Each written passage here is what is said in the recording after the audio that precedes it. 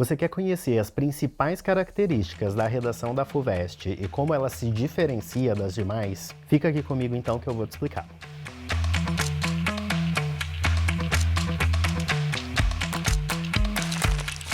Oi pessoal, eu sou o Arthur, sou professor e coordenador de redação do Poliedro de São Paulo e eu tô aqui para te explicar um pouco como funciona a redação da FUVEST, tanto em seus termos mais técnicos quanto os critérios de correção, e eu ainda vou mostrar para vocês um texto modelo produzido por uma ex-aluna nossa, que é um texto muito acima da média e muito legal na FUVEST. Primeiro, é importante que você entenda de forma um pouco mais técnica, um pouco mais prática, como funciona a redação na FUVEST. Você vai ter 2 dias de prova na segunda fase e a redação vai ser cobrada sempre no primeiro dia com 4 horas de prova, o que significa que você tem uma média de 1h30 a 2 horas para fazer essa redação. Ela vai constituir 25% da nota da segunda fase. Esses 25% são representados em 50 pontos totais dessa nota. Então você precisa se dedicar bastante mesmo à redação da FUVEST, porque ela tem um peso muito importante na sua nota final depois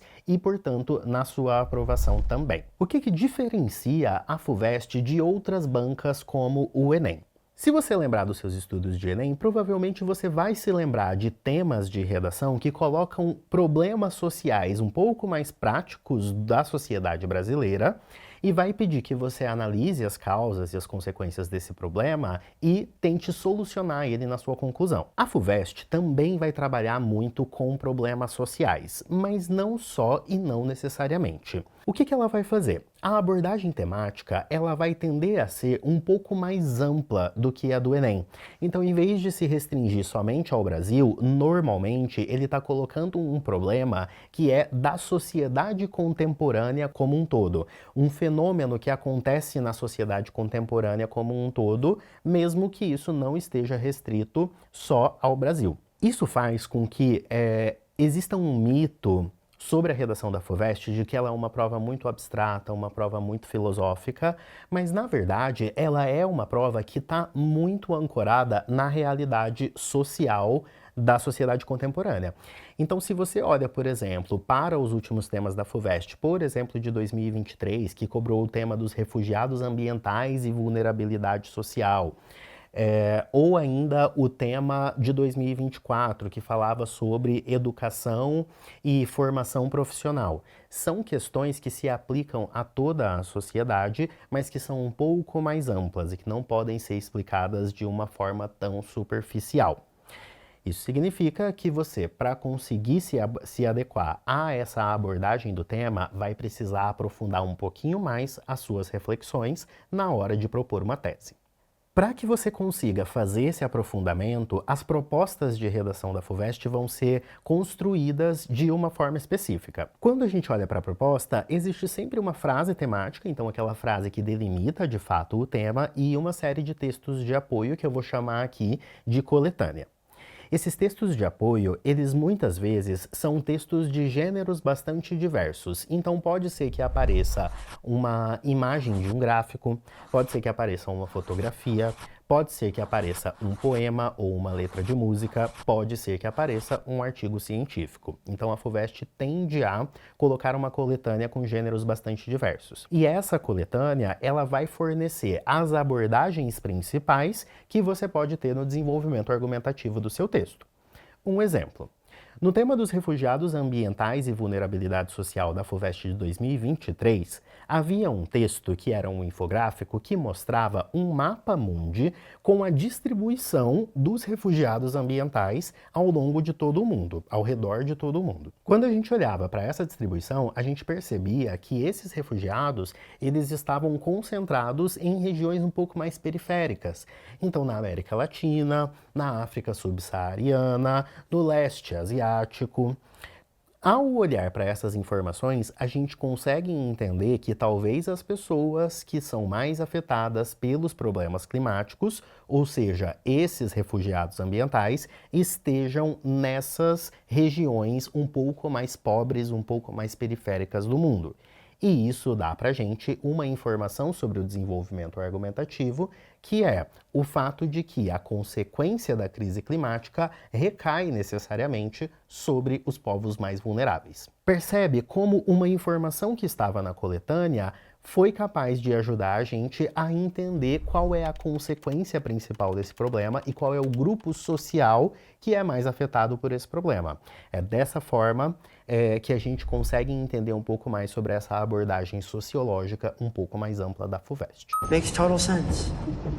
E como é que o corretor vai avaliar essa redação? O que é, então, que o corretor da FUVEST espera do seu texto? Se a gente olha para o manual do candidato da FUVEST, que vai descrever os critérios de correção, a gente vai conseguir ver os seguintes descritores. Eu vou colocar eles aqui na tela para vocês verem também. O primeiro critério, que é o critério que tem mais peso, é o de desenvolvimento do tema e organização do texto dissertativo argumentativo. O que você precisa fazer para conseguir mandar bem nesse critério? O corretor vai avaliar o seu desenvolvimento do tema a partir da sua capacidade crítica de estabelecer um ponto de vista crítico sobre a realidade. Então, quanto mais você conseguir entender por que esse fenômeno acontece, o que existe nessa sociedade que motiva a ocorrência desse fenômeno, por exemplo, dos refugiados ambientais, quanto mais você conseguir entender isso de uma forma aprofundada, melhor vai ser para a consideração desse olhar crítico, para a avaliação desse olhar crítico dentro do seu texto. Então, por exemplo, existe uma proposta da FUVEST que perguntava: o mundo contemporâneo está fora da ordem? Como que eu demonstrava um olhar crítico sobre essa proposta?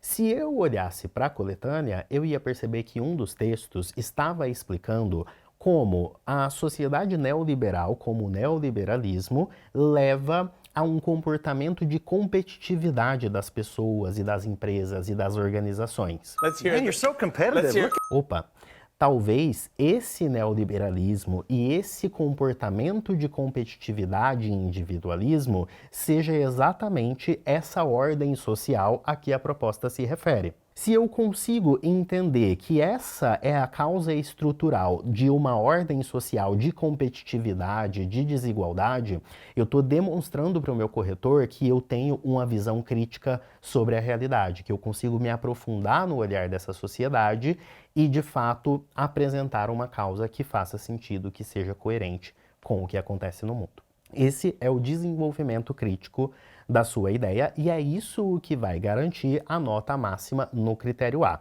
Estabelecer uma tese, um ponto de vista com um olhar bastante crítico sobre a sociedade. O segundo critério é o de coerência dos argumentos e articulação das partes do texto.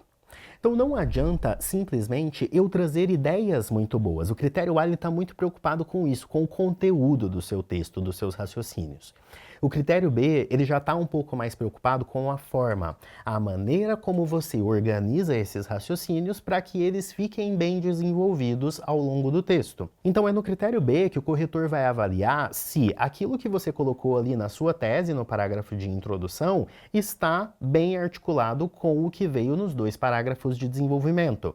Se a conclusão que você apresentou ao final é uma conclusão logicamente decorrente da argumentação anterior, ou ainda se uma ideia que aparece dentro do parágrafo de argumentação está conectada às demais ideias do mesmo parágrafo. Tudo isso é a articulação das partes do texto, e é essa boa articulação que vai fazer com que o raciocínio seja coerente. Ou seja, para conseguir mandar bem no critério B, você precisa ter um bom planejamento de texto, delimitar muito bem a sua tese, delimitar muito bem quais são as informações de que você precisa para conseguir desenvolver com profundidade cada um desses argumentos dentro dos parágrafos de desenvolvimento. Planejamento de texto é essencial para o critério B. No caso do critério C, ele vai avaliar correção gramatical e adequação vocabular. É um critério um pouquinho mais simples, mas não tanto. No caso da FUVEST, ela vai avaliar, assim como outras bancas, o domínio das normas gramaticais. Então vai avaliar a ortografia, a regência, a pontuação, a concordância, tudo isso normalmente. Porém, o que o corretor da FUVEST quer de você não é um texto que seja só correto gramaticalmente. Ele quer que você consiga selecionar as palavras dos seus raciocínios, das suas ideias, da maneira mais precisa possível para conseguir expressar esses raciocínios também da maneira mais precisa possível.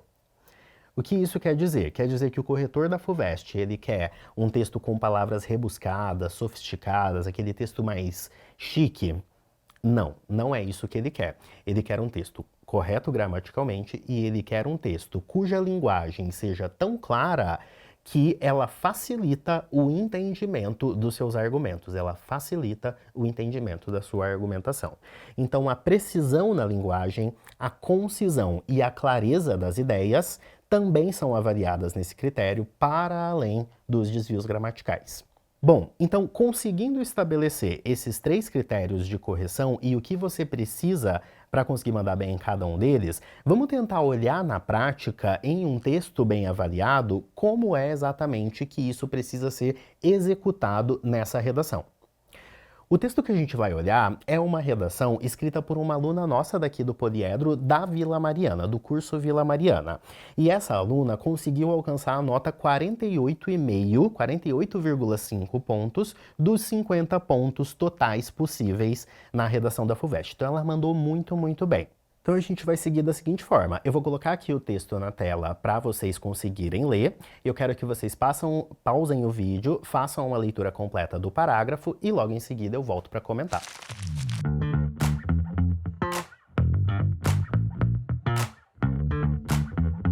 Como vocês podem ver, esse parágrafo de introdução, ele segue uma estrutura bastante padrão. Então a gente não precisa de nada muito inovador, nada muito revolucionário para conseguir mandar bem na FUVEST.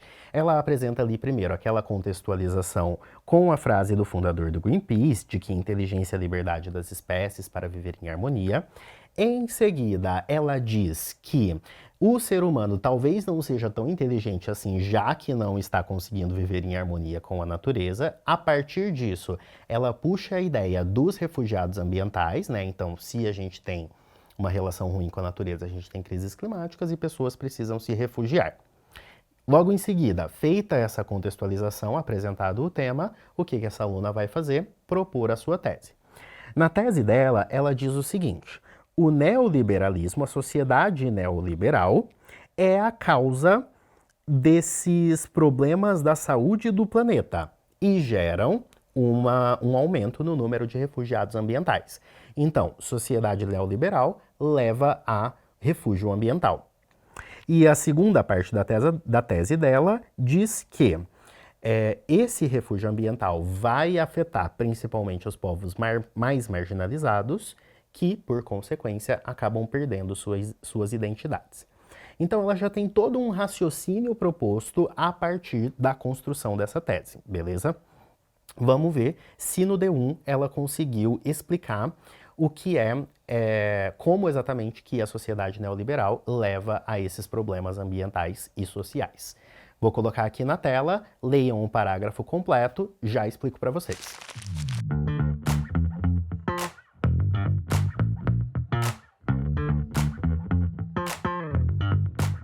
Nesse parágrafo, essa aluna consegue desenvolver o raciocínio de uma forma muito boa, muito lógica e muito consistente. Ela basicamente vai explicar a ideia de que se a gente vive uma sociedade neoliberal, em que o lucro é o objetivo máximo da sociedade, então qualquer coisa que sirva para alcançar esse lucro vai ser perdoada, vai ser justificada, inclusive o desmatamento ambiental, enfim, todas as questões de falta de proteção ao meio ambiente que a gente tem. Essa falta de proteção ao meio ambiente faz com que as crises climáticas sejam agravadas. E é o agravamento dessas crises climáticas que leva muitas pessoas, principalmente as mais vulneráveis, a se refugiarem, a precisar pegar tudo e sair correndo do lugar onde elas sempre viveram para poder sobreviver, por conta de um alagamento, por conta de um furacão, enfim. Então, percebe que quando ela faz essa explicação, toda essa linha de raciocínio, ela consegue se aprofundar nesse raciocínio, né, nessa ideia que foi colocada como argumento lá na tese, e ela consegue validar esse argumento, esse ponto de vista para o leitor. Ao fazer isso, essa aluna consegue também já provar metade do ponto de vista. Então, o primeiro parágrafo de argumentação, extremamente eficiente. Vamos dar uma olhada no segundo parágrafo de argumentação. Mais uma vez, pausa o vídeo e daqui a pouquinho eu explico.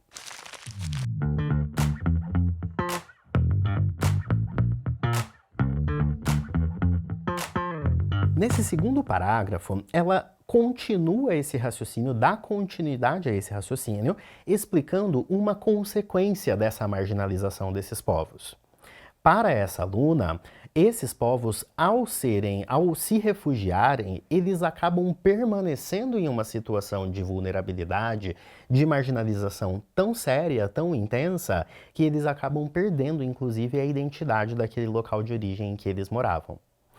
Para desenvolver essa ideia, ela vai explicar todo um raciocínio bastante completo aqui. Quando essas pessoas se deslocam para essas regiões, elas não vão encontrar acolhimento, porque muitas vezes tem preconceito com o imigrante, com o refugiado. Quando ela não encontrar acolhimento, ela acaba querendo ocultar a sua própria identidade. Então, eu não vou falar que eu vim desse lugar, para que as pessoas não tenham esse preconceito comigo e eu consiga viver nessa sociedade, nesse novo país, de uma forma um pouco mais integrada, um pouco mais acolhida. Então, essa perda da identidade vem como uma reação do indivíduo à própria marginalização, ao preconceito que ele está sentindo. De novo, ela consegue desenvolver essa ideia por meio de uma linha de raciocínio bastante lógica, bastante coerente, e por meio de elementos da realidade concreta, né?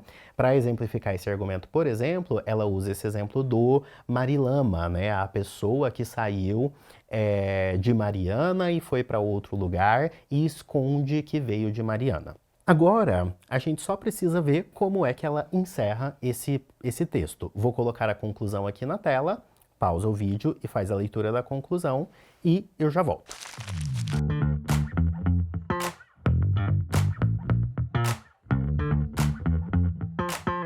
Basicamente, a conclusão da FUVEST é muito simples. É muito importante que vocês lembrem que uma prova como a FUVEST, ela não está pedindo proposta de intervenção. Ela não está pedindo que você solucione o problema que você explicou.